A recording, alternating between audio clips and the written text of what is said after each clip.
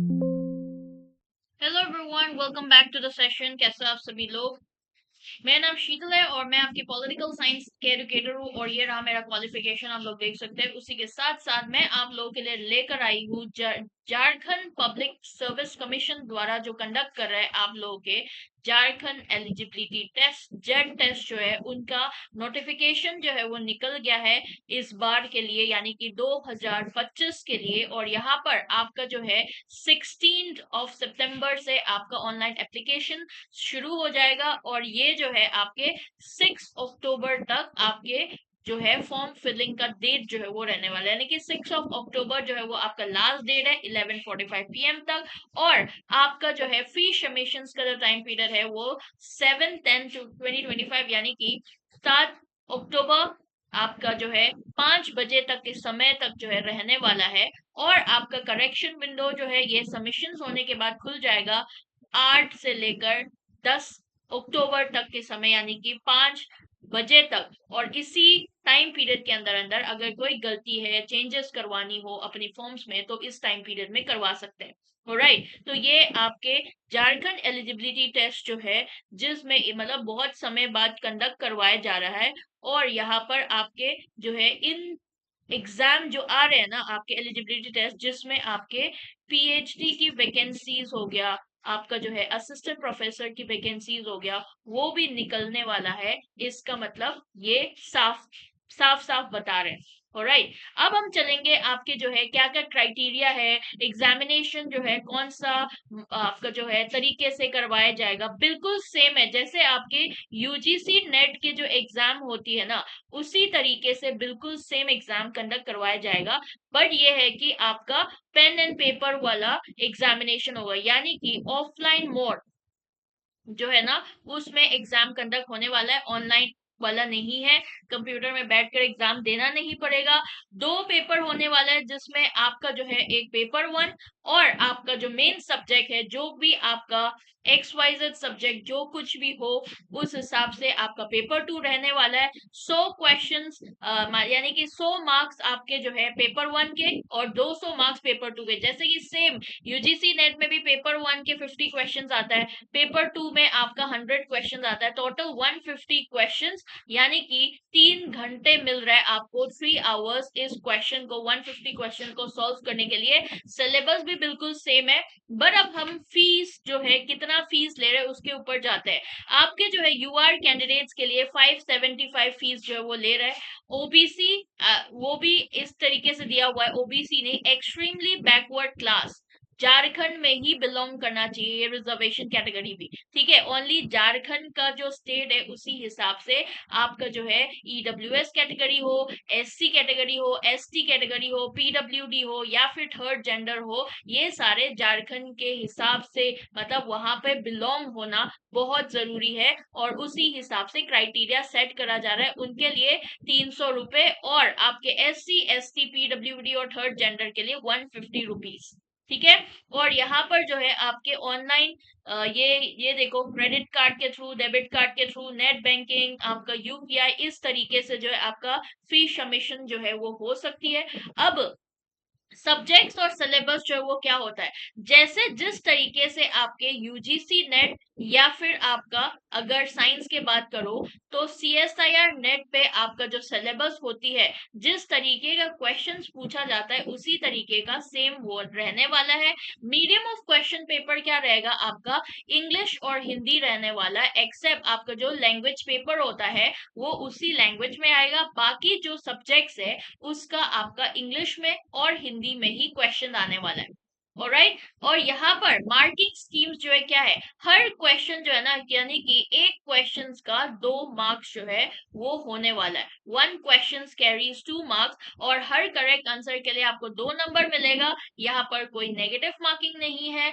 और आपको जो है अगर आपने क्वेश्चन का आंसर मार्क करके नहीं आया तो उसका भी कोई आपको मार्क्स नहीं मिलने वाला, वो तो ऑब्वियस है। बट अगर आपने गलत भी मार्क करके आया तो भी आपको कोई नेगेटिव मार्किंग नहीं होने वाला। ऑलराइट, ठीक है। नेक्स्ट इज आपका एलिजिबिलिटी क्राइटेरिया क्या है। अगर आपका अनरिजर्व कैटेगरी में बिलोंग करते हैं या फिर ईडब्ल्यूएस कैंडिडेट है, ठीक है, तो मास्टर्स में, एमए में आपका एटलीस्ट 55% मार्क्स जो है वो आना चाहिए। ऑलराइट, और यहाँ पर आपका यूजीसी कैटेगरी का जो यूजीसी नेट कैटेगरी का जो क्राइटेरिया है वही सेम फंक्शन फॉलो कर रहा है यहाँ पर। और जो भी आपके BC1 या फिर BC2 में बिलोंग करता है, SC ST में बिलोंग करता है, PWD कैटेगरी में बिलोंग करता है, आपका थर्ड जेंडर में बिलोंग करता है, इन लोगों के लिए एटलीस्ट 50% मार्क्स जो है वो होना जरूरी है, तभी आप एलिजिबल हो इस एग्जाम को अप्लाई करने के लिए।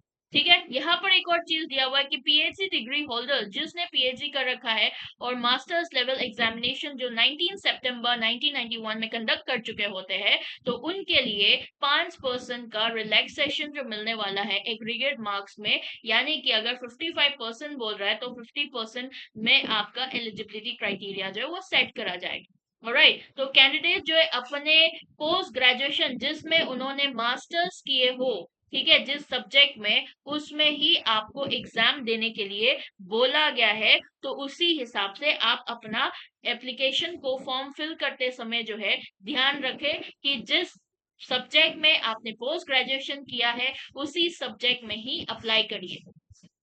Next, caste certificate. Caste certificate जो है वो बहुत जरूरी है, क्योंकि जैसे कि मैंने आपको ऑलरेडी बोला कि झारखंड स्टेट द्वारा दिया हुआ कास्ट सर्टिफिकेट होना चाहिए।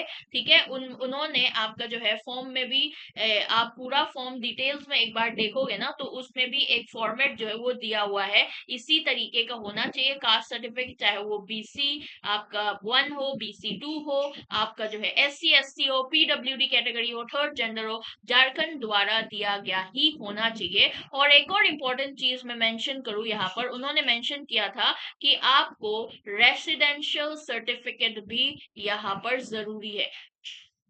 जैसे आपके कोई भी फॉर्म्स निकलता है ना, उनमें असल में मांगते नहीं है रेसिडेंशियल सर्टिफिकेट, पर यहाँ पर आप लोगों के रेसिडेंशियल सर्टिफिकेट भी मांगा गया है जब आप फॉर्म फिल करोगे।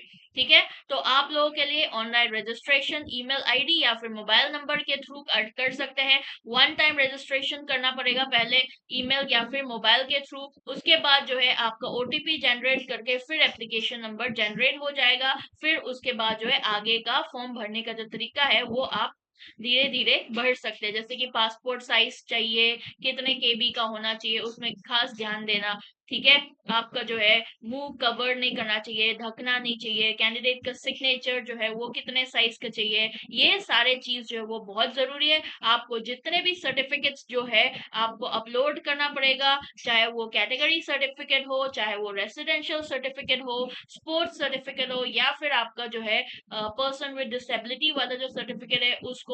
और जब आप फी पे करोगे तो डेबिट या फिर क्रेडिट कार्ड या फिर UPI और नेट बैंकिंग के थ्रू आप फी पे कर सकते हो।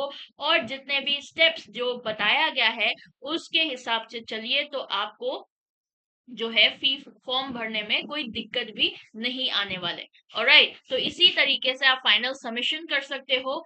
एंड आपका जो है ये था पूरा डिटेल, किस तरीके से जो है आप फीस फॉर्म भर सकते हो, या फिर आपका जो है एलिजिबिलिटी क्राइटेरिया क्या है, एग्जामिनेशन मोड किस तरीके से होने वाला है, आपका जो है फीस कितना है, कौन सा मीडियम में जो है एग्जाम होने वाला है, और सेम टू सेम बिल्कुल आपका UGC नेट के साथ सिलेबस है। तो अभी से आप UGC नेट को टारगेट करके प्रैक्टिस भी कर रहे हो ना, तो आपके लिए बहुत फायदा मिलने वाला है। और जैसे कि आप लोगों को पता है कि बहुत सारे असिस्टेंट प्रोफेसर के, सेट एग्जामिनेशन के, एंड इवन UGC नेट जो है वो दिसंबर में होने वाला है, तो इसका भी मोस्ट प्रोबेबली इसी टाइम पे भी हो सकता है। तो इसीलिए आप तैयारी जो है पहले से करके रखिए।